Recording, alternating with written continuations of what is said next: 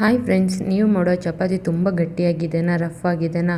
ಅದು ಮಾತ್ರ ಅಲ್ಲ, ನೀವು ಆಯಿಲ್ ಯೂಸ್ ಮಾಡದೆ ಚಪಾತಿ ಮಾಡೋದ್ರಿಂದ ನಿಮ್ಮ ಚಪಾತಿ ತುಂಬ ಡ್ರೈ ಆಗಿದೆನಾ ಅಂದರೆ ಈ ಟಿಪ್ಸ್ ಟ್ರೈ ಮಾಡಿ, ಖಂಡಿತ ಚೆನ್ನಾಗಿರುತ್ತೆ. ಬನ್ನಿ ವಿಡಿಯೋದೊಳಗೆ ಹೋಗೋಣ.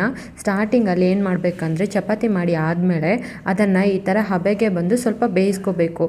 ಅದನ್ನು ಯಾವ ರೀತಿ ಬೇಯಿಸ್ಕೋಬೇಕು ಅಂತ ಹೇಳ್ತೀನಿ. ಚೆನ್ನಾಗಿ ಇಡ್ಲಿ ಪಾತ್ರೆಯಲ್ಲಿ ಸ್ವಲ್ಪ ನೀರು ಹಾಕಿ ಕುದಿಸಿ ಆದಮೇಲೆ ಅದರ ಮೇಲೆ ತಟ್ಟೆ ಇಟ್ಟು, ತಟ್ಟೆಯಲ್ಲಿ ಬಂದು ನೀರು ನಿಲ್ಲಬಾರ್ದು, ಆ ಥರ ತಟ್ಟೆ ಇರಬೇಕು.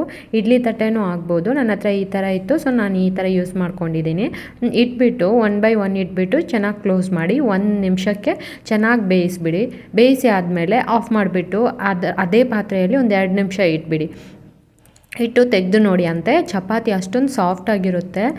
ನೀವು ಇದಕ್ಕೆ ಮುಂಚೆ ಬಂದು ಎಷ್ಟು ಟ್ರೈ ಮಾಡಿದರೂ ನಿಮಗೆ ಚಪಾತಿ ಚೆನ್ನಾಗಿ ಬಂದಿಲ್ಲ ಅಂತ ಹೇಳೋರ್ಗೂ ಈ ಚಪಾತಿ ಟ್ರೈ ಮಾಡಿ, ಸ್ವಲ್ಪ ಬೇಯಿಸಿ ನೋಡಿ, ಚಪಾತಿಯನ್ನು ಚೆನ್ನಾಗಿ ಬರುತ್ತೆ.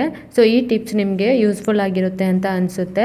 ಸೊ ನನ್ನ ಚಾನಲ್ಗೆ ನೀವು ಫಸ್ಟ್ ಟೈಮ್ ನೋಡ್ತಾ ಇದ್ದೀರಾ ಅಂದರೆ ಒಂದು ಲೈಕ್ ಮಾಡಿ, ಸಬ್ಸ್ಕ್ರೈಬ್ ಮಾಡಿ, ನಿಮ್ಮ ಫ್ರೆಂಡ್ಸ್ ಆ್ಯಂಡ್ ಫ್ಯಾಮಿಲಿಗೆ ಶೇರ್ ಮಾಡಿ. ಓಕೆ ಫ್ರೆಂಡ್ಸ್, ಬಾಯ್ ಬಾಯ್. ಇದು ನಿಮ್ಮ ವಾಣಿ ಬ್ಯಾಂಗ್ಳೂರ್.